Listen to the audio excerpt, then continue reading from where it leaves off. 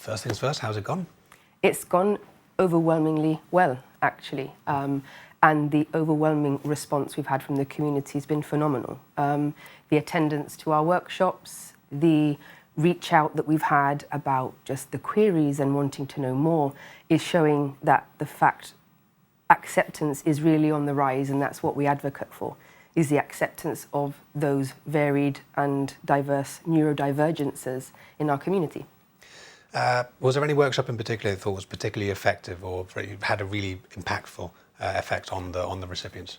It would be hard for me to select just one because the talks and the workshops were so intersectional and they covered so many varied different angles of neurodivergences in our community that there isn't just one in particular that I could select. They were all equally as effective, and we managed to pitch the workshops at different audiences within that neurodiverse community.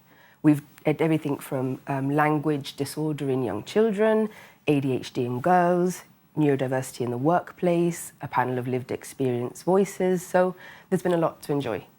I will ask you, neurodiversity in the workplace is one that you delivered personally. Yes.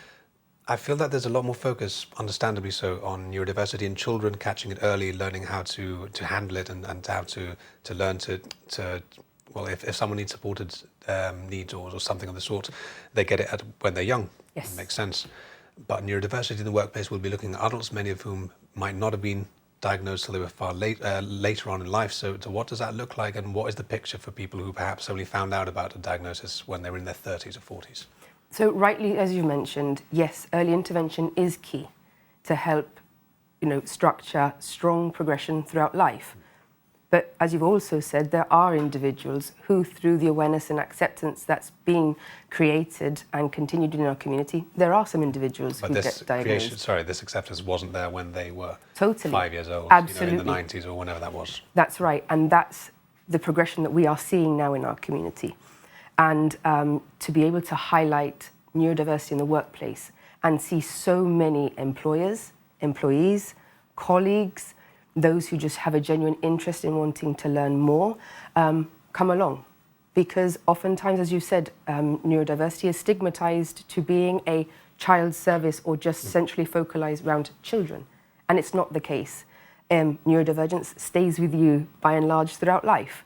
And it's something that we need to accept exists in all its forms, whether it's physically present or not. Whether somebody has presentations in all of their forms, they need to be accepted. The workshop focused on making reasonable adjustments.